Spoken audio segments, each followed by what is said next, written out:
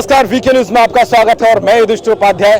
गांधी संकल्प यात्रा निकाल रहे हैं और हमारे साथ मौजूद हैं दक्षिणी दिल्ली के बीजेपी सांसद जो हमेशा अब लोकसभा में बेबाक राय रखते हैं और हर मुद्दे पर जनता की आवाज उठाते हैं। आइए आप जानते हैं, लोकसभा विधानसभा चुनाव भी नजदीक है दिल्ली के, उनसे जानते हैं कि क्या इस बार मुद्दे हैं, किन पर चर्चा और तमाम बात करेंगे हम सीधे सीधे उनसे बेबाक। नमस्कार सर, आपका बहुत बहुत स्वागत है। Thank you very much.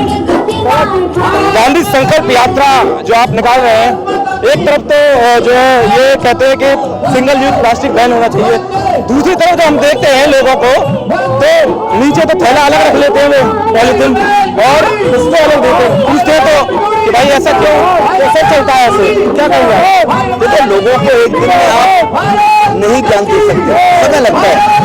1 वर्ष का टाइम प्रधानमंत्री जी ने रखा है। 1 वर्ष के अंदर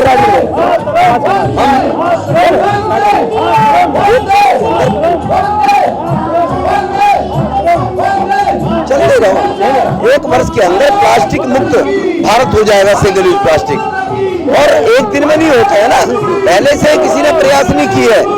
लेकिन गांधी संकल्प यात्रा बापू मन में, बापू के जो मंत्र थे, बापू के जो सूत्र थे, स्वच्छता, स्वदेशी, नशाबंदी, शांति, लोकतंत्र, तो आज विश्व में शांति का संदेश देकर हमारे प्रधानमंत्री जी आज पूरी दुनिया उनके पीछे खड़ी होगी। ये गांधी जी का ही मंत्र था। स्वच्छता के रूप में कहीं ना कहीं भारत अग्रणी देशों में आगे आए और हर उस व्यक्ति को जो स्वच्छ रहेगा तो स्वस्थ रहेगा, स्वस्थ रहेगा तो उसकी कार्य क्षमता बढ़ेगी। कार्य क्षमता बढ़ेगी, चाहे किसान हो, चाहे उद्योगपति हो, चाहे दुकानदार हो, चाहे मजदूर हो, तो कार्य क्षमता उसकी काम करने की बढ़ेगी तो उसकी सोर्स ऑफ इनकम भी ज्यादा बढ़ जाएगी। कार्य क्षमता बढ़ेगी, बहुत अच्छी बात कही। लेकिन फिर भी आप उन लोगों को क्या संदेश देंगे जो चोरी छुपके से पॉलिथीन को फ्री चला रहे हैं? नहीं, अभी 1 साल का टाइम जिनके पास है, लोग ये सोचते हैं कि पैसा मेरा बर्बाद हो जाएगा, नुकसान हो जाएगा, चोरी छुपे चला रहे हैं। लेकिन 1 साल का टाइम प्रधानमंत्री जी ने कहा है, धीरे धीरे आज 25 से 30-40% फर्क पड़ा है। 60% लोग चला रहे हैं, वो 60% भी आने वाले समय में समझेंगे। सब राष्ट्र के हितैषी लोग हैं।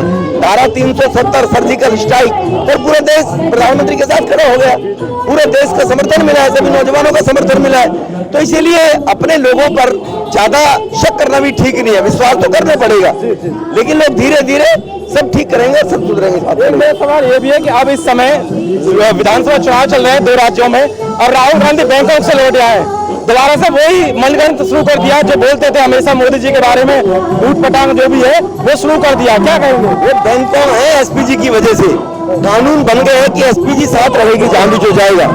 अब इसलिए कहा किससे क्या कर रहे हैं, क्या गुल्लू गारा कर रहे हैं, इसलिए उनको बैंकॉक से लौट के आना पड़ गया राहुल गांधी जी को।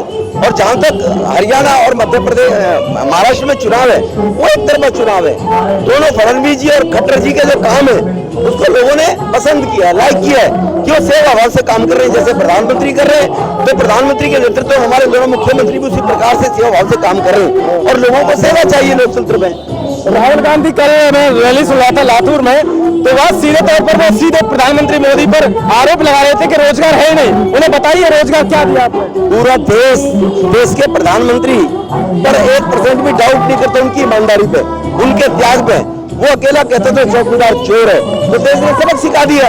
तो जो बुद्धिहीन आदमी है जिसको इतनी शकल ही नहीं है कि देश की नब्ज क्या है, देश क्या चाहता है, तो मैं केवल सुबह मुर्गी बोलेगी तो ही सवेरा निकलेगा, ऐसा नहीं होता ना। वो बोलता है, धीरे धीरे विलुप्त हो रही है कांग्रेस। दूसरी बात यह है कि इस समय एनआरसी का मुद्दा भी गरमाया हुआ है पूरे प्रदेश के अंदर, दिल्ली के अंदर भी ज्यादातर, क्योंकि केंद्र शासित राज्य है। मनोज तिवारी जी कह चुके हैं कि एनआरसी हम लागू कराएंगे दिल्ली के अंदर, लेकिन केजरीवाल है वो कह रहे हैं कि मनोज तिवारी खुद यहाँ से निकल जाएंगे अगर एनआरसी लागू होती है तो। क्या कहेंगे? अगर एनआरसी के दायरे में केजरीवाल साहब कहते हैं मनोज तिवारी आएंगे, तो सबसे पहले तो खुद केजरीवाल आ जाएंगे।